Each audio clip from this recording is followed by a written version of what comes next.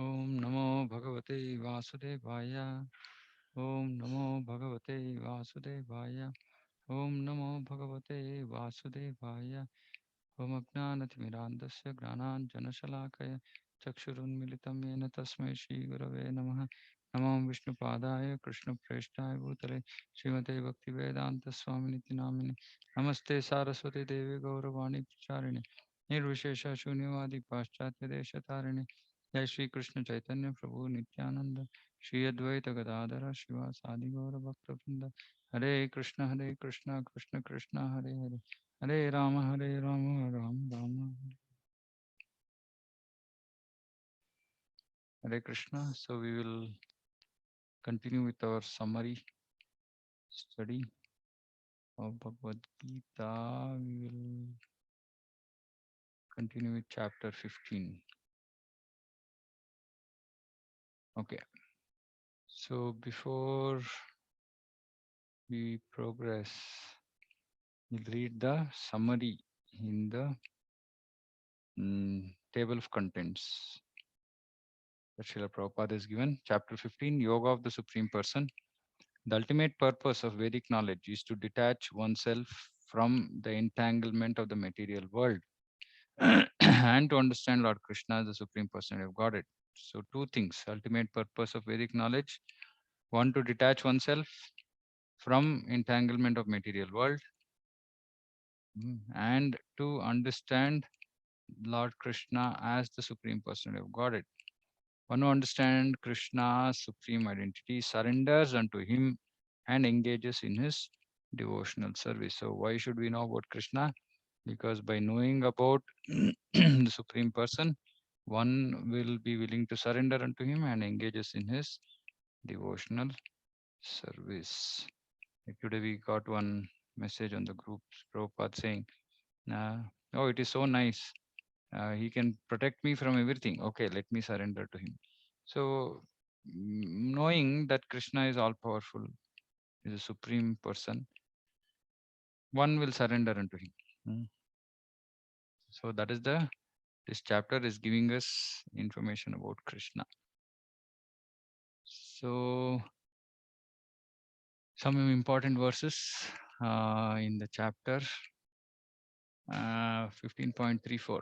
With the determination, one must cut down a strongly rooted tree. Strongly rooted tree is our material tree of this material life. Very strongly rooted. That means that we are very tightly stuck up in this material world. We are illusioned to think that this material world is real and it is permanent, and that we are permanent residents here, that we have to protect everything that we possess, and we have to gain more and more things. So this way we are strongly rooted. Strongly rooted means it's not very easy to pull. So if suppose a tree is been there for many years, hundreds of years, the roots of the tree actually will be very deep. So you cannot into the ground. So you cannot very easily cut it off or pull it out of the earth, right? So like that, we are so tightly stuck here that it's very difficult for us to come out. But one thing Krishna is saying here, one has to do with the determination. With determination, one must cut down this tree. Why determination? Because this it's very easy to get, and with determination, with what is the weapon? That is the important thing. Weapon of detachment. So we should not get too attached to this material world. So our weapon is detachment. Of course, when we engage in activities of bhakti, automatically, because attachment to Krishna increases, detachment to the material world automatically increases. So in one sense, for devotees, the weapon is attachment to Krishna, but automatically it results in detachment towards this material world. If it is not resulting in detachment towards this material world, that means that we are not practicing bhakti properly. So with this weapon of detachment, Even if we have weapon of detachment, we have to be very determined, because this is a very, like I said, it's a very difficult process. Uh, Tree is so deep rooted that it might take a long time for us to be able to pull it out. It might take many lifetimes in some cases. But of course, Srila Prabhupada has said that in one life only we can detach ourselves completely. Um, so one must cut down. One must cut down this strongly rooted tree. So it's very important that we don't become more and more attached to material things. Mm.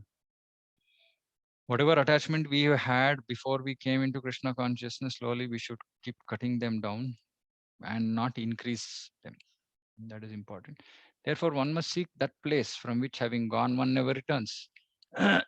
So, if we cut this tree, so again, therefore, one must seek. Therefore means uh, to be able to. Otherwise, this determination also might not come. Um,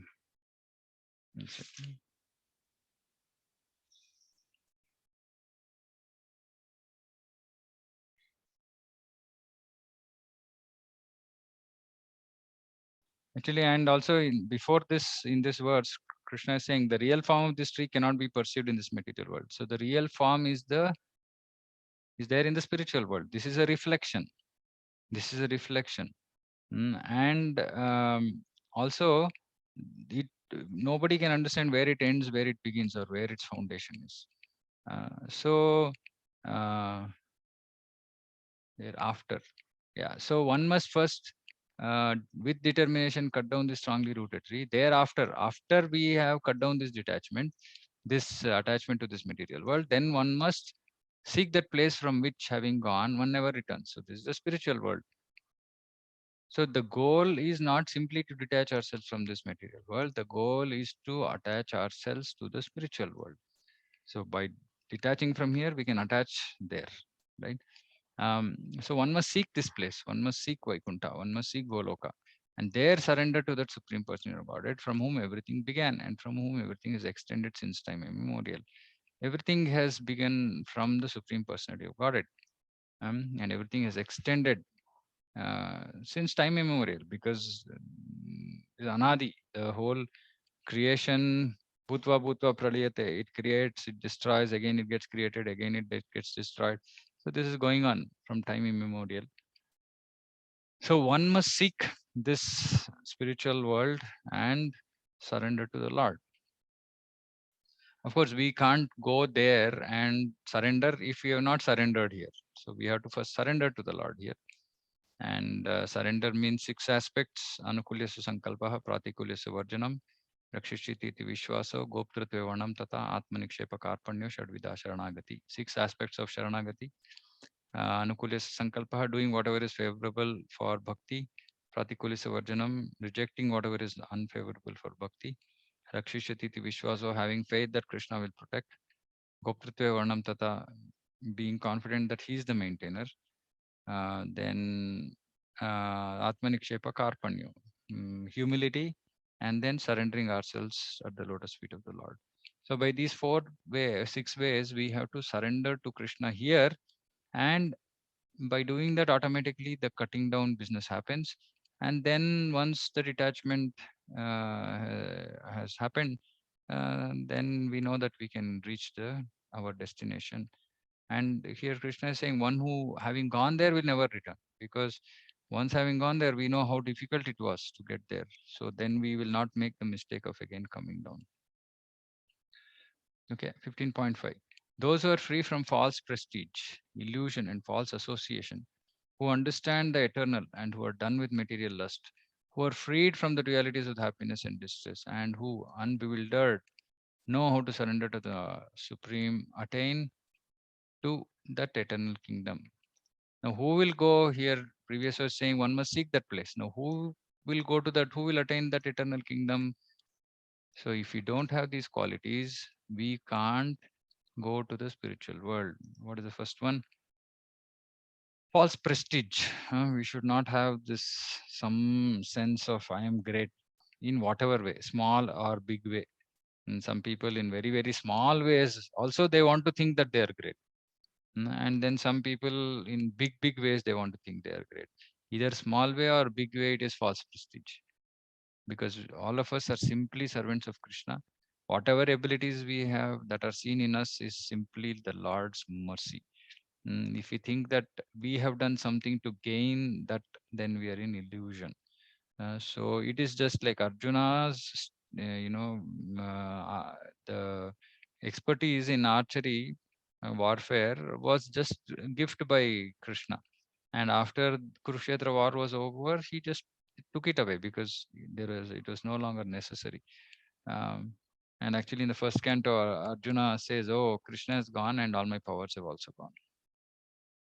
So we should not be in this illusion that we are doing something or we have the ability. This I.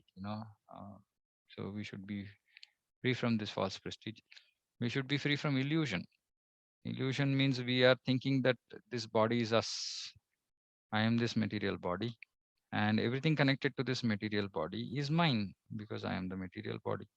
This is illusion because we are not the material body, we are spirit souls. Hmm? So we should be free from this illusion. Every time we do something which is deeply connected to the body, we should, first of all, we should wake up. We are all in slumber, sleep. We don't even think what we are saying. We don't think how we are acting. We don't introspect anything around us. Most of our actions are on the material platform, thinking that I am the body. So we have to wake up from this, some deep sleep, slumber we are in, and get out of this illusion that I am the body. False association. That is why we call it satsanga. Sat means real. Uh, Asatsanga tyag e Vaishnava achar. Asatsanga is false association. So we should not associate with asat, with people who have no understanding of this um, reality. We should not associate with such people. That is false association. So we should be free from that. Chaitanya Mahaprabhu said, Asat Sanga Tyage Vaishnava Achar. Asat Sanga, this false association, one has to give up. And that is how Vaishnava behaves. Um, who understand the eternal. So to go to the eternal kingdom, we also have to understand the eternal. So we are temporary and the spiritual world is eternal. Supreme Lord is eternal. We are, as in, Atma is not temporary. Atma is also eternal. We are in this temporary world, but the Atma is eternal. The Paramatma is eternal. Supreme Lord is eternal. The Vaikuntha planets, spiritual planets are eternal. Everything is eternal. So we have to understand this difference between temporary and eternal. Who are done with material lust, kama. What is material lust? Just trying to enjoy sense gratification independent of Krishna. This is material lust. So one must be done with. Done with means over. Like I'm done with eating means I don't want to eat anymore. No, I can't eat. I'm full. So one must be full with, materialist saying, okay, I've tried enough. How much more can I try? So we have to just be satisfied and say, okay, I've been trying. I've never got the happiness that I've been wanting, and I will never get. It's not like suddenly we are looking for one, some horse with some golden horn or something, and suddenly somewhere we are going to find it. No, it's as unreal as a horse with a golden horn. We will not be able to find it. So we should just give it up, saying that, okay, it's worthless waste of time. So let me just give it up. One who is freed from the dualities of happiness and distress. This is very important. Life, we are always faced with problems. Happiness, we don't mind so much. It doesn't remain in our head for long, because the amount of distress is so much that immediately some distress will come over and that happiness is lost. And so one must be free from this both dualities. Oh, this is happy, this is sad. We should be free from it. And it takes a long time. It takes a long time. We can reach that stage only when we realize that I am not this body. If you don't realize that I am not this body, we cannot become free from dualities of happiness and distress, because all happiness and distress are connected only to the body. So we should realize this. And who are unbewildered, they're not. So those people who are eligible to go to the eternal kingdom, they are not bewildered with things around. They know exactly as it is. the world as it is, situate things that are happening as it is, because they have completely read the Shastra and they have very clear knowledge they have. So they don't become bewildered by any of these things that they see around themselves, what situations happen, etc., etc. And also they know how to surrender. Like I said, 6 aspects of surrender. These people also know how to surrender. Mm. And then such people, they can attain the eternal kingdom. So we know clearly what are the qualities that we have to look for. And of course, the practice of bhakti is so beautiful that we don't have to separately endeavor. If you are simply engaging in bhakti, activities of bhakti, automatically these qualities we will develop. And we would all seen, to some extent, we would have already developed these qualities to, then maybe there are others which will appear in course of time as we continue sadhana with determination. Okay. 15.6. Now the Lord is describing his eternal abode. So now you're saying, okay, now you'll come to the eternal kingdom. Now, what is the eternal kingdom like? That supreme abode of mine is not illumined by the sun or moon. Atad bhasyate suryo na shashanko na pavakaha yad katva tad nivartante tad dhamma na nivartante tad dhamma paramam mama. That doesn't require to be illumined by sun or moon. So in this material world is a place of darkness. So the sun illuminates light, right? And when the sun illuminates light, then everything, all activities in this material world are carried on. Moon reflects the light of the sun and is also very important, because without moon there is no vegetables, the juice in the vegetables, which is without which it doesn't remain vegetable, actually happens by the moon. So sun and moon are required for multiple things, but more importantly because they give uh, light. Moon gives light in the night, sun gives light in the during the day. Mm. But Supreme doesn't require sun, moon, fire, electricity. These are the things which we use to produce light. They don't. None of them are required, because it is self-effulgent, self-illuminating, the Supreme Abode. There is light coming from the body of Krishna and it spreads everywhere. So there is no need for any artificial or any other source of light. And those who reach it never return to this material world. No, in Krishna book, in the 10th canto, Krishna's pastime. So there's gopis, all the elder gopis come to Yashoda to complain about how Krishna is so naughty. And in one of those descriptions, they say, Krishna, they're describing Krishna's body. They say, Krishna wears such jewels uh, which are shining. And so even if you have put, tied all this milk butter, etc., in on the from the roofs in some very dark room, as soon as they enter, the whole place becomes bright. Then Yashoda says, okay, then you take away those ornaments. Let's take away those ornaments from Krishna. Then Gopi say, no, no, no, it's not just the ornaments. It's actually their body also. They're so bright that, any dark they go into, it suddenly becomes bright. Mm. So when Krishna is with us, all our darkness will go. So we have to be always in connection with Krishna. How do we remain in contact with Krishna? By simply chanting the Hare Krishna Mahamantra and firmly believing that the Hare Krishna Mahamantra is non-different from Krishna. That when I am chanting Hare Krishna, Krishna is with me. When I'm not chanting Hare Krishna, Krishna is not with me, because I have not reached that pure platform. So simply engaging always in the chanting of Hare Krishna, Krishna Krishna, Hare Hare, Hare Rama, Rama Rama, Hare Hare. We should, at least theoretically in the beginning, we should theoretically in the beginning understand and accept that Krishna is there with us when we are chanting holy name, because Krishna's name is non-different from Krishna. So when the Nama is coming Krishna, Krishna is there. Just that we cannot perceive him, we cannot experience him, because we are impure state right now. We are not in a pure state. That is why when we talk about we talk about Krishna's appearance. We don't talk about Krishna taking birth or even descend to that matter, because Krishna is always present everywhere.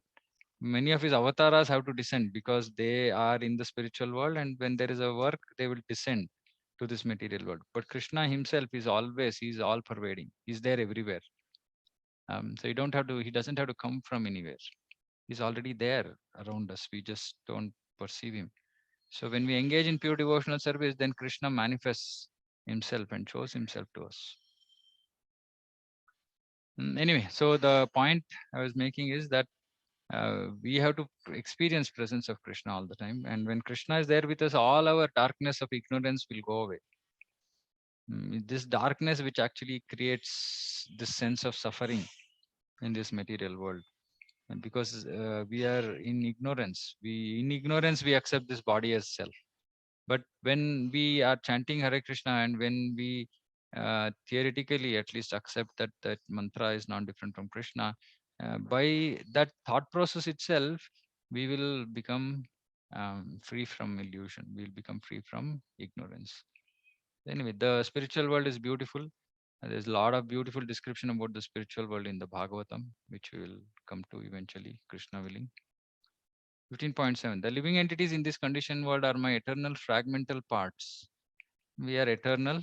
Krishna is referring to all of us in this material world. We are eternal, and we are fragmental parts.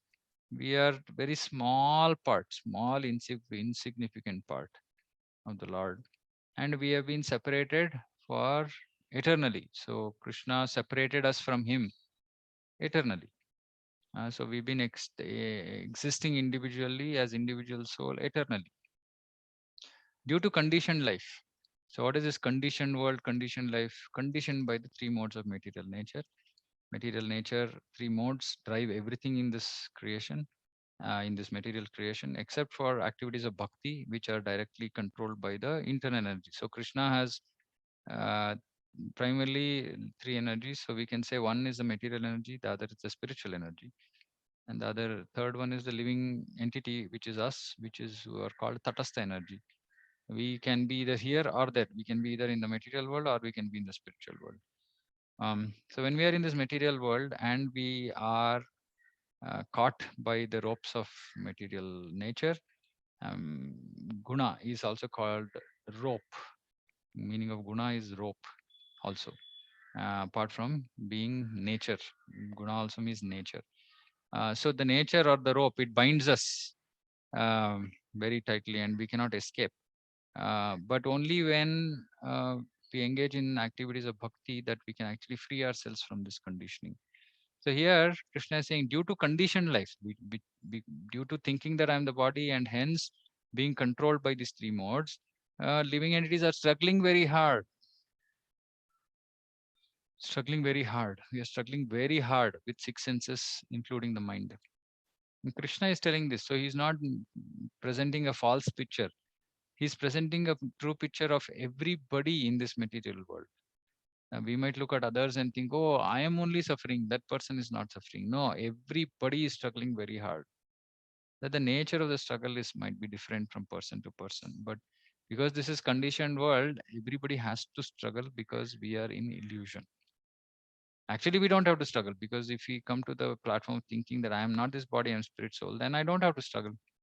But because we are not thinking that way, we are thinking that we belong to this material world and that we are this material body. Everything that is happening to this material body seems to affect us.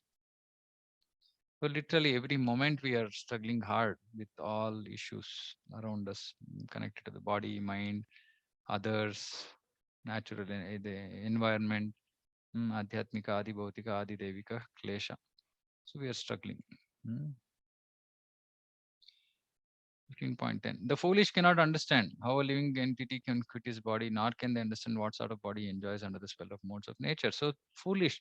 There's so many people in this material world, they cannot understand or accept that there is a body, then there's a soul. They can understand all this. They can understand how a living being quits his body, how a living being gets a new body, etc. etc. They don't understand this whole Atma Tattva. But one whose eyes are trained in knowledge can see all this. So we have to train ourselves by studying Bhagavad Gita, Srimad Bhagavatam, and look at everything from the viewpoint of Sadhu Shastra, Guru Sadhu Shastra. Then we will see as it is really. So, for example, somebody who is seeing a rope, when it is if light is off, they might mistake the rope to be a snake. But when the light is on, they clearly see that it is a rope. So, like that, if we are in darkness, we will wrongly and we will not be able to clearly understand what this material world is. So we have to be in light. We have to switch on the light. And what is the light? Like we said, being in touch with Krishna is the light. So when we are in touch with Krishna and we understand this spiritual knowledge about body and soul and material world and spiritual world and all this, then we can see everything clearly. Oh, this is material world. Oh, this is a jail. Oh, I am here, criminal. I am being given punishment so that I can be rectified. So we should look at all this clearly and not be in illusion thinking, oh, I am enjoyer. I'm here to enjoy. Okay. 15.15. Krishna is saying, I am seated in everyone's heart, and from me come remembrance, knowledge, and forgetfulness. So this is Krishna is talking about Paramatma. He's saying, as Paramatma, I am seated in everyone's heart. Krishna is present. Paramatma is present in everyone's heart. He's also present in every atom. And from Paramatma come remembrance, Gnanam, Smriti Gnanam, Apohanam cha. So, remembrance, knowledge, and forgetfulness. So knowledge also comes from Krishna. What is this knowledge? That I am part and parcel of Krishna. I am his servant. I have to serve him. This knowledge. This also comes from Krishna. Also, if we want some other material knowledge, that also Krishna provides. Hmm? And also from him come remembrance and forgetfulness. I mean, from him come remembrance and forgetfulness means he is the, without him we cannot remember. But what we have to remember, that depends on our desire. So if you want to remember material things, then Krishna will give us remembrance for thinking material, remembering material things also. But if you want to forget material things, Krishna will give us this forgetfulness of that material thing also. He has to provide for it. We are not independent in this. So he is the provider, but he will provide based on what our desires are, what our karma is, what what we desire, etc., etc. By all the Vedas, I am to be known. Vedascha sarve rahameva vedyah. Vedanta krit veda videva chaham. By all the Vedas, I am to be known. So Vedas have so many billions of verses, and people who would have read the Vedas, but they still don't come to understand Krishna. So simply reading Vedas is no use, because one has to be very sharply intelligent to understand the real purport, real meaning of Vedas, underlying meaning of the Vedas. So which Krishna is saying here, I am to be known. Why are you reading Vedas? So you can know me. Instead of trying to know me, you get stuck in karma kanda, some sacrifices, some worshipping demigods and this and that and all that, then you lost the purpose. Indeed, I am the compiler of the Vedanta. So Vedanta is Vedanta, the conclusion of Vedas, which is also called Vedanta Sutra. As Vyasadeva, he compiled the Vedanta Sutra, and he also the knower of the Vedas. Because he knows the Vedas, he gives it to Brahma. Tene Brahma Hrida Adikavai. He gives this knowledge way of Vedas to Brahma, because he is the creator of this knowledge. Hmm. So everything in this material world is supposed to bring us to Krishna, whether it is material or non-material. Everything is intended to bring us to Krishna. Every piece of knowledge is intended to bring us to Krishna. Right? We have to just identify it and then live accordingly. 15.19. Whoever knows me as the Supreme Person of Godhead without doubting, we should not doubt that Krishna is the Supreme Person of Godhead. If we know that he is the Supreme Person of Godhead without doubting, then we know everything. One might ask, no, I don't know so many topics, but other topics are useless. Real knowledge is that Krishna is Supreme Lord, I am his servant, and so my eternal position is to serve him. So just by knowing Krishna as Supreme Lord, we know everything. Even if we don't know so many other things in this material world, it's okay. Because knowing all those other things, but eventually not knowing Krishna as Supreme Lord, all that knowledge is a waste anyway. Hmm. So one who knows Krishna as the Supreme Person of Godhead, he will engage himself in full devotional service, not half devotional service, not time pass devotional service, full devotional service. So we should fully engage in every activity, whether we are going to work, whether we are earning money, whether we are cooking, whether we are teaching our children, whether we are going to market, whether we are sleeping, whether we are eating, whatever we are doing, everything should be in service to Krishna. Not simply doing any some nonsense and saying Krishna Arpanamastu. No. We have to do it for his pleasure. So we have to know, okay, activity I am doing, is it pleasing Krishna? Hmm? How do we know? For that we have to know where we have to study Shastra, we have to study Bhagavad Gita, we have to hear from Guru, Acharya. Then we'll understand, oh, okay, this is what Krishna is expecting to me. Okay, I will engage in that fully. I will not deviate from this. That is the position of one who has full faith in Krishna. He will not do anything. Krishna also calls this Vyavasayatmika Buddhi. Like it's like Vyavasayatmika, like business. Somebody who's engaged in business all the time, he's thinking about business. Like that, somebody who's a devotee of Krishna all the time, he's thinking about Krishna, and that's thinking, okay, only I should only engage in activities of bhakti. I should only engage in activities of bhakti, nothing else. 15.20. This is the most confidential part of the Vedic scripture. So somebody might say, I've read this, I have read that, I've read so many things. Most people also say, I've read Bhagavad Gita. We tell them, please take Bhagavad Gita, Prabhupada's as it is. Oh, no, I have read Bhagavad Gita. I have this Bhagavad Gita, that Bhagavad Gita. Okay. So what is the most confidential part of the Bhagavad Gita? No, we don't know. We're not clear. Because it's not clear to them. Most confidential part of Bhagavad Gita is the knowledge of the Supreme Lord and devotional service. And so coming to this platform of devotional service means that we have got hold of the most confidential. Most confidential means it's not very easily revealed. Like, Krishna said, Vedas, by knowing the Vedas, I am to be known. And Vedas also describe how to reach Krishna, uh, be a, how to be able to reach Krishna, right, by the process of devotional service. No, this is the most confidential part. Whoever understands this will become wise, and in his endeavors will know perfection. He will become wise because he will not then engage in activities of this material world, activities of sense gratification. And so his endeavors will know perfection, which means that there will be perfect endeavors. Perfect endeavors means what? Those which are not useless, those which actually take us to the perfect destination, to the eventual destination. Those are perfect endeavors.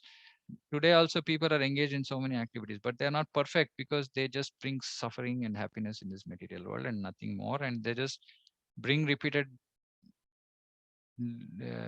bondage in this cycle of birth and death.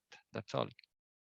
But one who understands this secret about Krishna, our relationship with Krishna, and the process of devotion service, their endeavors know perfection because they don't waste their life doing useless things. Okay, so it's a very beautiful 15 chapter. Lot more verses are there, but some important verses for practical application that I have picked up. So please note that. We'll go to 16 chapters. So we'll finish 16th, Krishna willing. Maybe we might, yeah, we'll see. Otherwise, some bit might remain. We can take it up next week. Chapter 16, the divine and demoniac natures. Those who possess demoniac qualities and who live whimsically without following the regulations of scripture attain lower births and further material bondage. But those who possess divine qualities and live regulated lives, abiding by scriptural authority, gradually attain spiritual perfection. Let me read this again. So beautifully summarized. Those who possess demoniac qualities. Now we'll understand what these demoniac qualities are in this. We'll also understand what these divine qualities are. Those who possess demoniac qualities, they live whimsically. So we will understand. For example, in this slide, it's showing pride, arrogance, conceit, anger, harshness. All these are demoniac qualities.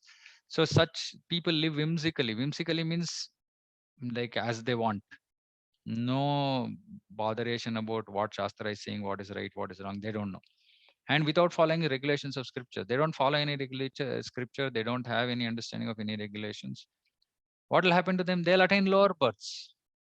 Lower birth. So human birth is the best. Then either we can go down to animal life or yeah, even demoniac life. So we attain lower births and further material bondage, because the lower the birth, which means Sattva guna is higher, below that is Rajoguna, below that is Tamoguna. So lower births means keep, if somebody Satya guna, he goes, Sattva guna, he goes down to Rajoguna, then from there he goes down to Tamoguna. So it's lower birth. And as and how we go lower and lower, the material bondage increases further, because more darkness, difficult to pull us out, pull ourselves out from lower modes. Uh, so when we practice bhakti, we slowly move from tamoguna to rajoguna to sattvaguna, and then we have to move above sattvaguna also, called Vishuddha Sattva. So this is for those possessing demoniac qualities. They will just be stuck in this material world, more bondage, lower birth, no hope. But those who possess divine qualities, the first verse here describes divine qualities, beautiful. They live regulated life. The demoniac don't live regulated life. They live however they want. But the divine people with divine qualities, they live regulated lives. They get up early in the morning, they take bath immediately, they chant Hare Krishna, and they do puja, then they do, their regular household activities, and their whole life is centered around Krishna. So they live regulated lives. They abide by spiritual authority. They're always concerned, like Arjuna was concerned. Am I doing right? Am I doing wrong? Should I fight? Should I not fight? Looks like I'm killing all these, my gurus and all that. Is this okay? Is this not cause of sin? So he's concerned. And they will, and when they are confused, they will go to spiritual authority, Guru, Sadhu, Shastra, and gradually they attain spiritual perfection. So those who have divine qualities, we don't have to worry. At least we will have some of these qualities when we go through this first to third verses here. We will have some of these qualities. Some of them may not have manifested because of some demoniac qualities we might be having. So these demoniac qualities have to be eliminated, and the divine qualities have to be developed. And all this automatically happens by the process of bhakti, which is the beautiful part, right? But for that will happen only for those who are full-time engaged in devotional service. But for others, most of us, we have to try to also keep ourselves away from these demonic qualities, and maybe try to associate with devotees who have these divine qualities, so that eventually we can also develop the same qualities. So 16.123, the Supreme Personality of Godhead said, now these are all transcendental qualities or divine qualities. They belong to godly men who have this divine nature. So also all devotees should have this, because these are divine qualities. Okay, first is fearlessness. We should not be fearful about this material world, because we are not this body. So divine person with divine quality knows this, and he also knows that Krishna is the Supreme Lord. He is the supreme protector. So he will protect me. So we depend on Krishna. Rakshishati iti Vishwaso. This is first fearlessness, purification of one's existence. So this is see, in this material world, everybody is impure, because they are under the modes of nature. Like I said, the lower the modes, the more the bondage, the more the impurities. So we have to purify our existence. So also as in human form of life, there are a lot of samskaras also that have to be followed, like Garbhadana samskara, then Vivaha samskara, Garbhadana samskara, all these kind of samskaras, naming ceremony, all these are various samskaras, Shraddha. So one has to do all these samskaras and purify himself. And also then there are also other ways of purification, like chanting mantras, like we're chanting Hare Krishna Mahamantra, external purification, etc., etc. So many things. They're engaged always in purification of their existence, the divine people. Cultivation of spiritual knowledge. So we are trying to do this. We are trying to cultivate spiritual knowledge. So at least we know that this quality we are trying to develop. Charity. This is mostly for grihasthas. Grihasthas have to do charity, and charity means to Krishna. To Krishna. We don't have to go and do charity to some old age home and then this and that and all that. I mean, that there are a lot of people who want to do it. That even the demoniac will do, because they want for pride. They will do. I donated so much money. But divine, actually, they should donate for divine cause. And divine cause can also be thought of as activities in Sattva Guna. Like, yeah, doing to orphanages, etc. is okay, but that's not the topmost. It is somewhat classified in mode of good passion, but we should give to somebody who is eligible for getting charity, right? Who is like a pure Brahmana or a Vaishnava or like ISKCON, who are, trying to promote. There is so much of expense, right, to be incurred when we are trying to, spread Krishna consciousness. So it should be used for those purposes. Charity, self-control. We should not simply engage ourselves and do whatever is required. So we are told, okay, these are things to be done, not to be done. We have to exercise self-control and make sure that we follow these rules. Performance of sacrifice. Yes, we have to perform yagna. We are performing Sankirtana yagna every day. So we have to perform this sacrifice of chanting Hare Krishna Mahamantra. Study of the Vedas. Um, Mahabharata is Panchama Veda. Bhagavad Gita is part of Panchama Veda. So we are reading. Otherwise, also we read Ishopanishad, which is also part of Vedas. Puranas are also considered as natural commentaries on Vedas. So we read that also. Austerity, tapascharya. We have to do tapascharya, austerity. So we get up early in the morning. We don't eat non-prasadam. We give up onion, garlic. We don't engage with asat, like non-devotees. All this is austerity. Simplicity. We should live a very simple life. Like we should not complicate our requirements. As much as bare minimum required, we should manage. Our expenses should be at the minimum, and we should be living very simply. Non-violence. Non-violence means obviously we should not be doing any harm to others, like killing animals, etc., or even giving trouble to other living entities, other human beings, for whatever reason. They might be wrong, we might be right, it doesn't matter, but we should not may be violent towards others. And more importantly, non-violence means that we are not giving Krishna consciousness to people. That is considered as the highest non-violence, violence, right? So non-violence means we should give Krishna consciousness to others. Mm. Truthfulness. Now this truthfulness is very, very difficult to understand.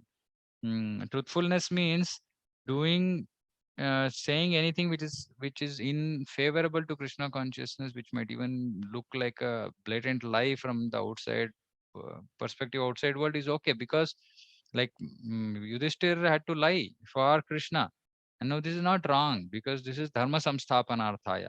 So for a higher dharma, lower dharma can be um, rejected, right? So like that, for higher dharma, which is Sanatana Dharma, Krishna, to practice Krishna consciousness, lower dharma can be rejected. So example, say we have to come for, there is some festival program we are working, we have to come attend that. We can tell a lie at work. We can ask for leave. If they don't give leave, then we can just put a medical leave saying that I'm not well today, I can't come. Something, it doesn't matter, because it is for Krishna. But we should not unnecessarily lie for our own sake, for our own gain, etc., etc. Freedom from anger. Again, I'm struggling with this, but we should be free from anger. And those who are generally free from anger, very humble, nice devotees, very good for them. For others like me, we have to struggle very hard with this anger. Renunciation. We should not be too attached to this material world. Only engage with it as much as required to keep body and soul together. That's it. No more engagement with this material world. Tranquility is peace of mind, shanta swabhava. Aversion to fault finding. This is very, very important. In general, I've seen people in this material world are always looking at finding others' faults. Why are you doing like this? Oh, why are you doing like this? This is not right. What you did is not right. And somehow we want to just show that we are superior to others. We should stop this. Unless we are in the position of a guru or in the position of parents, right? Because parents are also gurus. So they have to tell their children what is right, what is wrong. Or if you are guru, we are guiding somebody on in some path, we have to show the right way. We should then say that, okay, this is not right, this is. Otherwise, simply, no need, but simply finding faults and sharing our views with other people, not required. Compassion for all living entities. Yeah, not just for human beings, but also for animals. And compassion is giving Krishna consciousness. Freedom from covetousness. That mine, like this greed. I own this, this, give up. Nothing is mine, everything is Krishna's. Gentleness, being gentle in how we deal with people. Modesty. Um, Modesty. How does Prabhupada explain modesty? 1 second. Mm,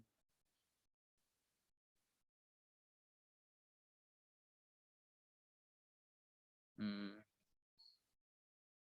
Okay, in some way, humility only. Yeah, in some way we can just take it as humility for now.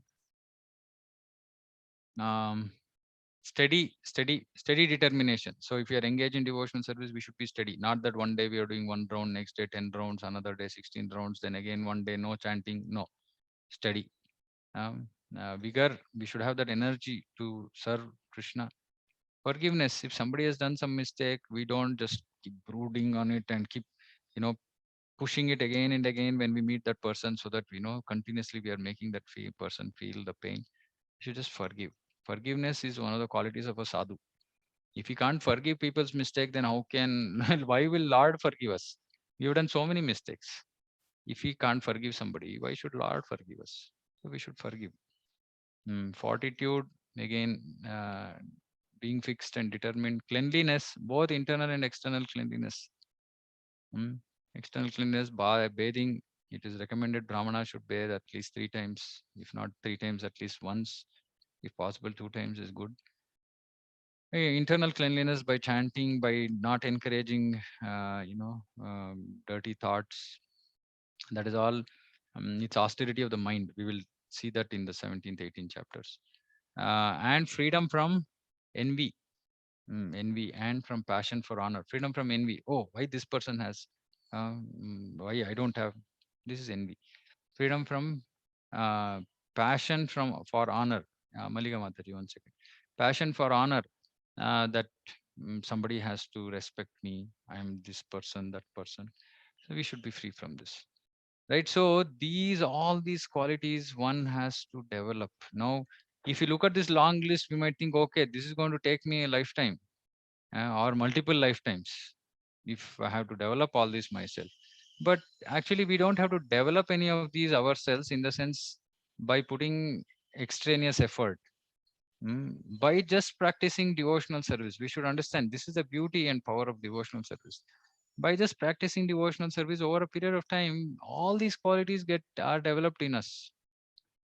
uh, I mean, I can see, at least to whatever little extent I've been doing Krishna consciousness for the last 10 odd years, some of these qualities I've been able to have already developed, some of them. Of course, there's a lot more to be developed. So I'm hoping and praying that it can happen in this lifetime. Um, but these divine qualities have to be developed, Otherwise, we can't enter the spiritual world. Malika Mataji, you had some question. You had raised your hand. Oh, no, your audio itself is not there. Okay. Okay. So these are divine qualities. So and see, actually, beauty is when at least even when we read these qualities, I don't know. At least I feel happy saying that, if at all I can develop all these qualities, what, it will be really ideal human life. Right? Just see, there is no reason for any disturbance in the mind, any reason for being upset about anybody. We know clearly the goal of life. We are living a meaningful life. We are living a simple life, and I mean, it's wholesome. It's wholesome, really. This whole experience. Mm, no audio, Mataji. You should check on your side. You have not connected. You would have got one question saying that connect by Wi-Fi or phone or something like that. You should select one option there. I can't do much with that. You will have to show somebody on your side, or you just disconnect and reconnect again. You might just forgotten what to do. Okay. Okay, we have another 7 minutes. Then these are the divine qualities. Now Krishna is talking about demoniac qualities. So when I read this, I thought, oh my God. I mean, this is where I stand. Um, uh, very difficult. Okay, pride. Like I said, here it is pridelessness. Here it is pride. Any small thing that we do, like simple thing, okay, cooking was good, we feel, okay, you sang well, so everywhere we are in this centered around me. Oh, I am the doer, right? And we want to get and we want to get people should honor us. They should appreciate our what we do. And we are so in ourselves completely proud. See, I'm such a person. Or by chance somebody has got, is beautiful, think, I'm so beautiful, or I'm so handsome.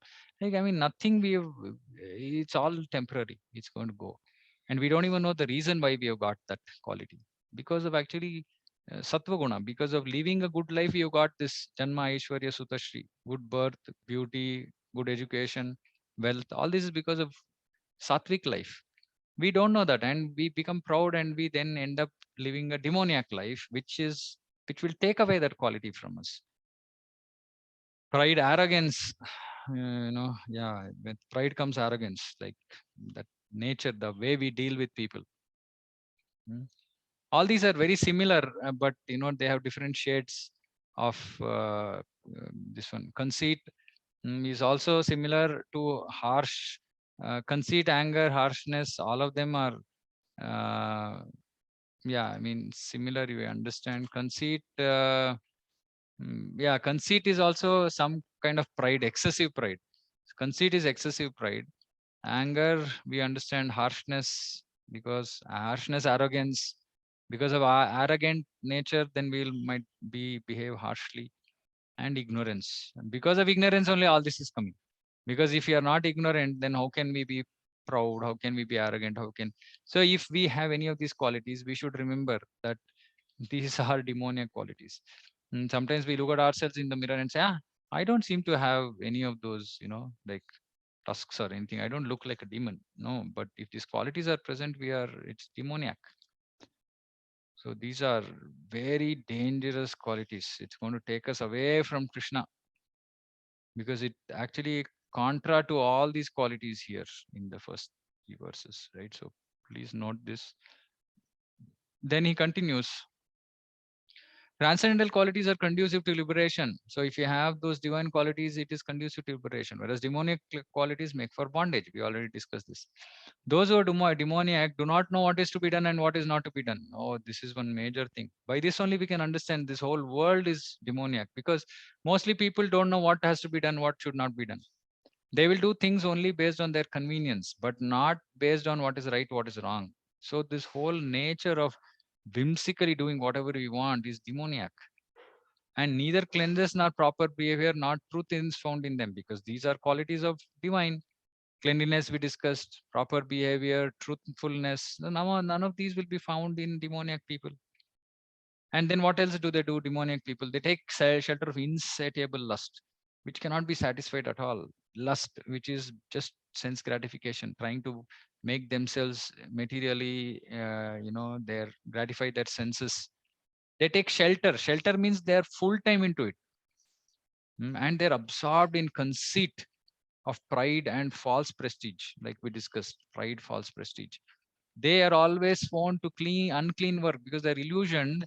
They're always found to unclean work, either externally unclean, internally unclean, engaging in breaking four regulative principles.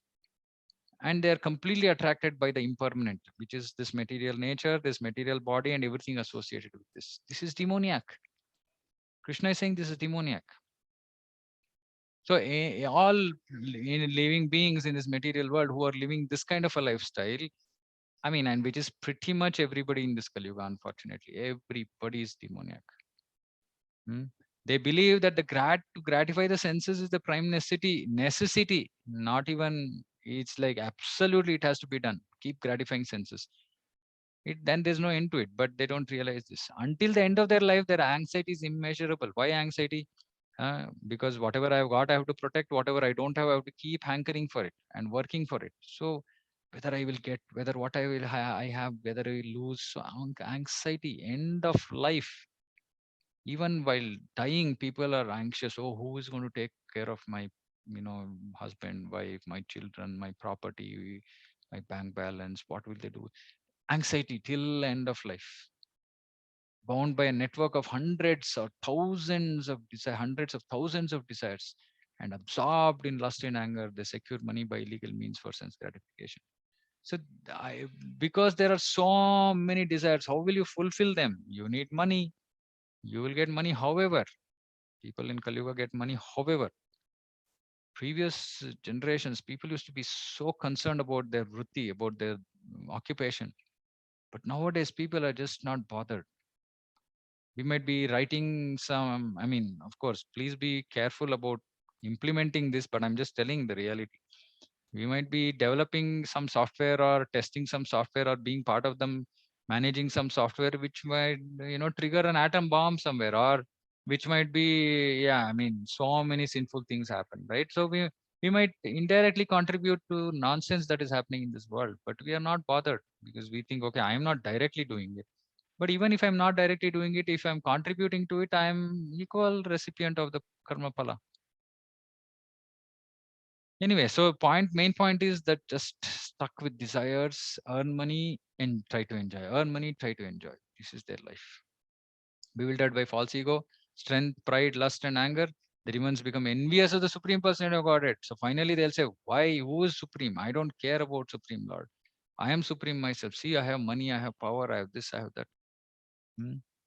uh, and they blaspheme against real religion. If devotees go to such people, they say, "What, you guys are just freebies? Like you are just depending on other people and just living on some donation that people give. You can't go and do some work." But devotees are engaged in real religion, Sanatana Dharma. But they blaspheme against real religion. They blaspheme against devotees because they are completely drowned in illusion about this material world. Those who are envious and mischievous, who are the lowest among men, I perpetually cast into the ocean of material existence. So Krishna is saying they'll keep coming back again and again in this material and into various demoniac species of life. There are so many demoniac species of life. We'll have to take birth there. We will not get human birth.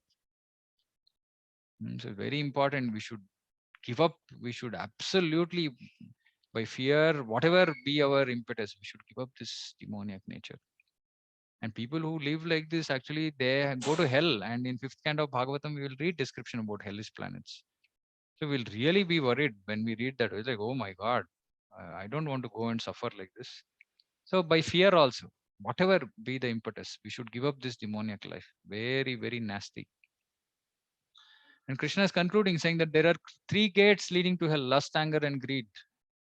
So if you have lust, which is desire for material sense gratification, anger, because we didn't get that, and greed, I want more, I want more, I want more of this. These are gateways leading to hell. Like I said, there are hellish planets. These three qualities will take us to hell and make us undergo hellish punishment, which is very horrible. I mean, we will read that when we come to the fifth canto of Bhagavatam. You don't want to be there. Nobody would want to be there. Every sane man should give this up, for they lead to degradation of the soul.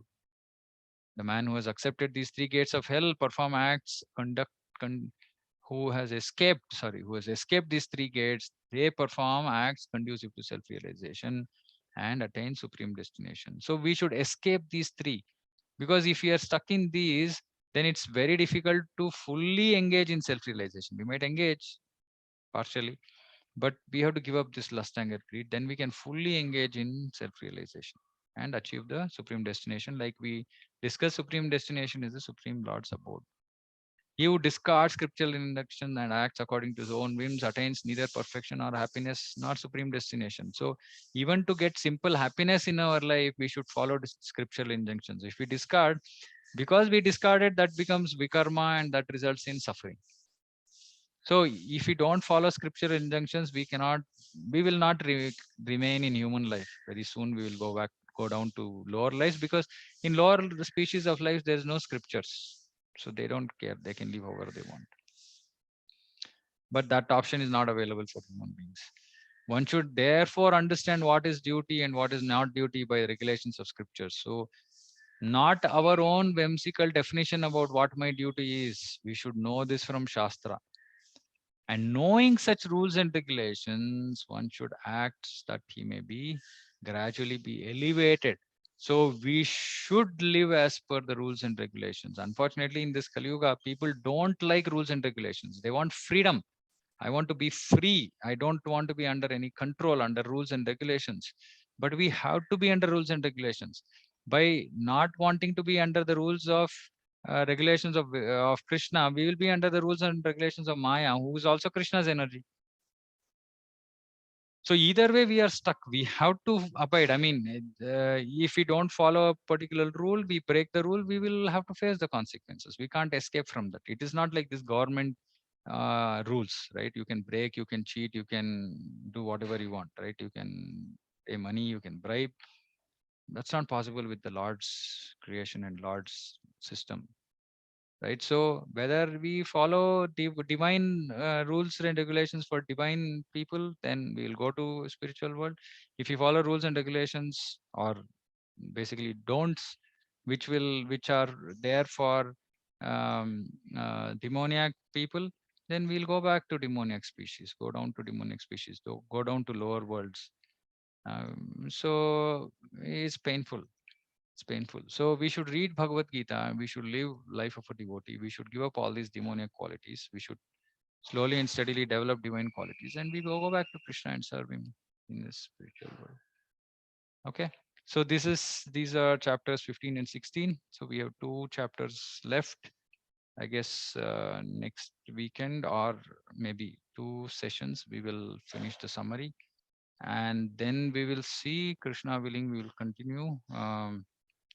Bhagavatam, we'll see how it goes at that point. Okay, I'll end here. If anybody has any questions, kindly feel free to ask.